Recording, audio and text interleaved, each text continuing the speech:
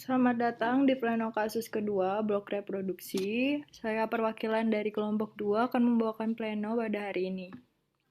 Ini adalah nama-nama anggota dari kelompok 2. Kasus 2, Nyonya C umur 38 tahun, G4 Penol A3 datang ke UGD RS Pertamina Bintang Amin dengan keluhan keluar darah dari liang kemaluan sejak kemarin. Darah yang keluar berwarna merah kehitaman. Darah yang keluar cukup banyak disertai gumpalan seperti hati ayam. Awalnya pasien mengeluh nyeri pada perut bagian bawah. Pasien mengaku sudah hamil 3 bulan, suami OS berternak unggas di rumahnya. Untuk more info, didapatkan dari pemeriksaan fisik, kesadaran pasien kompas mentis, tanda vital, tekanan darahnya 120/80 mmHg, nadinya 90 kali per menit, RR-nya 20 kali per menit, suhu 37,2 derajat Celcius, tinggi fundus uteri membesar dan lunak. Pada inspekulo didapatkan OUE terbuka, perdarahan aktif, dan tampak jaringan di muara OUE, erosinya negatif, laserasi negatif, polip negatif. Untuk keyword, G4 Penol A3, 38 tahun, perdarahan per pagi 6, darah kehitaman banyak, 1 hari, nyeri perut bagian bawah, gestasi 3 bulan, suami OS berternak unggas di rumah. Problem, G4 Penol A3, 38 tahun, gestasi 3 bulan, perdarahan per pagi 6, 1 hari. Didapatkan DD-nya abortus imminens, abortus incipiens, abortus incompletus, abortus completus, molahidatidosa, dan KT. Hipotesanya wanita G4 Penol A3, 38 tahun, gestasi 3 bulan, abortus incomplete. Untuk dono, ada definisi dari ke-6DD, anamnesis dari ke-6DD, pemeriksaan fisik abortus incipiens dan abortus incompletus, pemeriksaan penunjang abortus incipient, abortus incompletus, dan abortus completus, penata laksanaan abortus incompletus.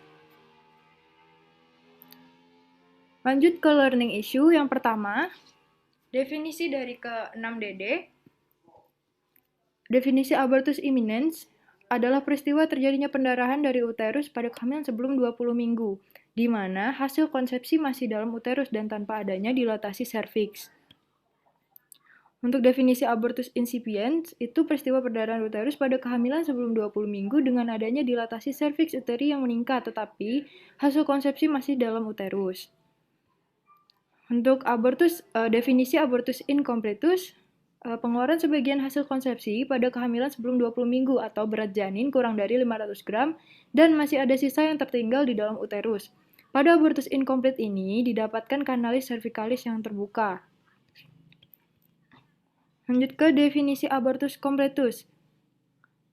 Abortus komplit yaitu perdarahan pada kehamilan muda di mana seluruh hasil konsepsi telah dikeluarkan dari kapum uteri, ditandai dengan perdarahan bercak hingga sedang, serviks tertutup, uterus lebih kecil dari usia gestasi, sedikit atau tanpa nyeri perut bawah dari riwayat hasil konsepsi.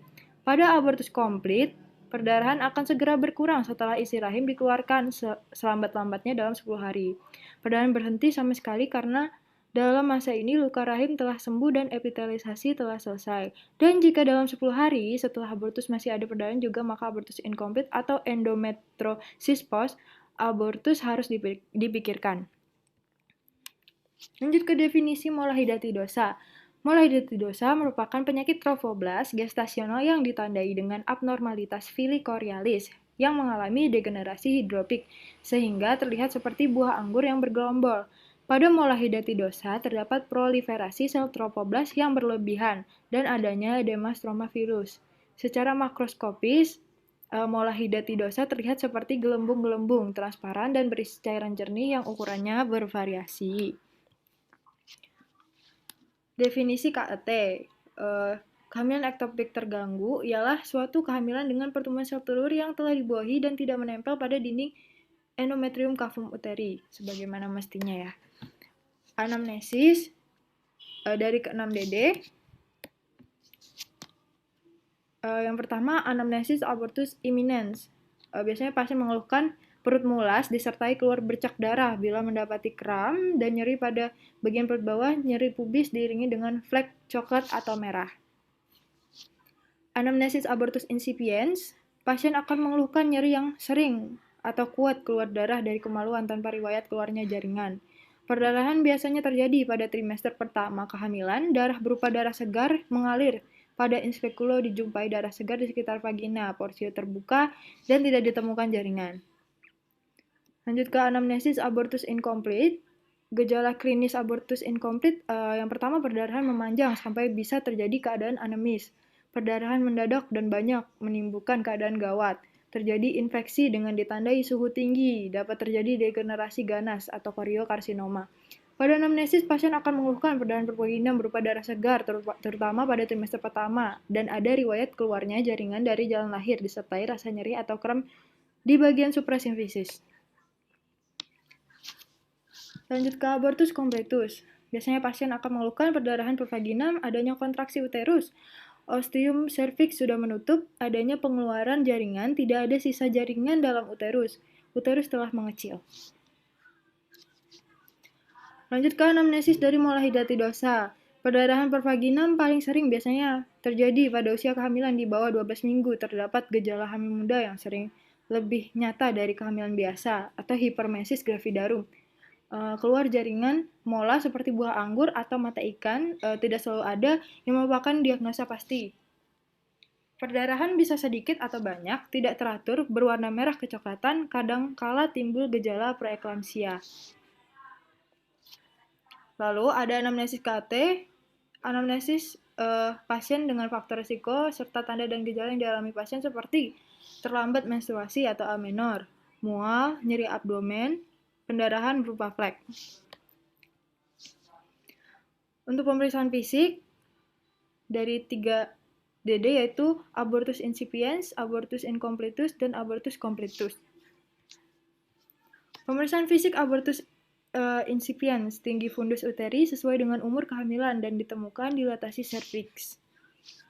Pemeriksaan fisik abortus incompletus, pemeriksaan tanda vital untuk memastikan stabilitas hemodinamik serta adanya perdarahan pervaginam serta pemeriksaan obstetri seperti perabaan tinggi fundus uteri, pemeriksaan bimanual seperti inspekulo, dan pemeriksaan denyut jantung janin.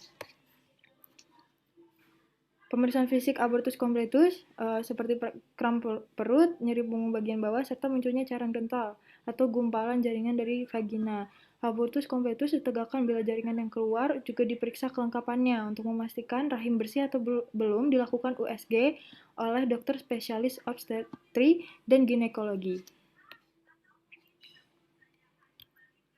Pemeriksaan penunjang dari abortus incipiens, abortus incompletus, abortus completus.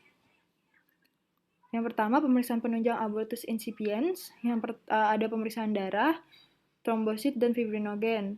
Untuk HB, mengalami penurunan atau tidak karena pendarahan.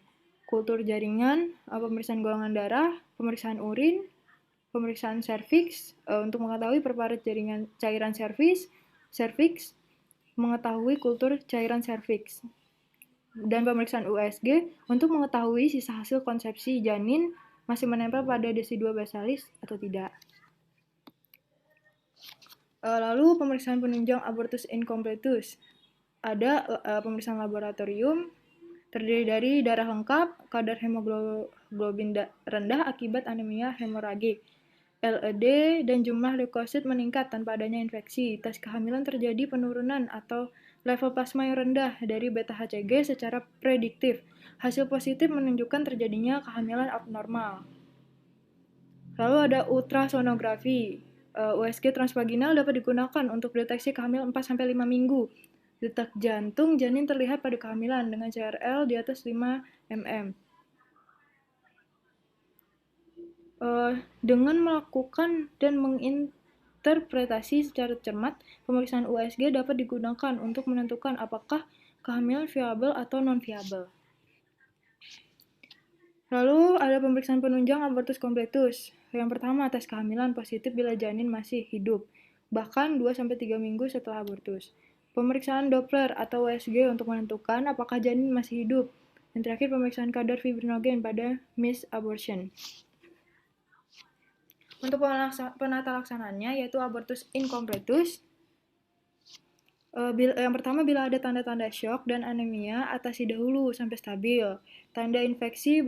Kalau ada tanda infeksi, berikan antibiotik sebelum tindakan. Tunda kuretase dulu bila perlu sampai stabil. Kuretase dengan atau tanpa pembiasan bisa dengan aspirasi vakum manual. Atau kuretase tajam dipertimbangkan dengan ketersediaan alat dan besar usia kehamilan. Sisa konsepsi sedikit atau minimal dapat diberikan utero, nikah, dan follow up hingga kafum uteri bersih.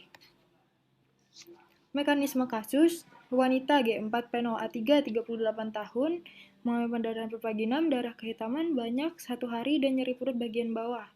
Didapatkan dari pemeriksaan fisik dan penunjang.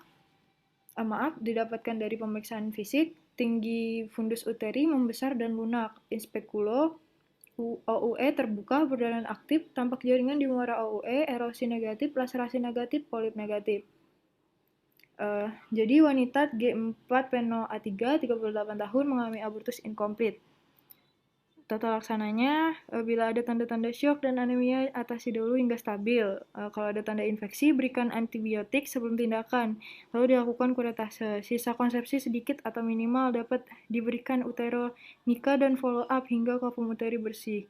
Yang terakhir, dukungan moral dan membantu mencari tahu penyebab abortus yang berulang. Kesimpulan, wanita G4 penol A3 38 tahun, gestasi 3 bulan, diduga mengalami abortus incomplete. Suspek karena dari anamnesis dan pemeriksaan fisik belum bisa memastikan keadaan kafum uteri apakah masih ada jaringan yang tertinggal atau tidak. Terima kasih. Baik, sekian pleno dari kelompok 2. Salah kata saya mohon maaf.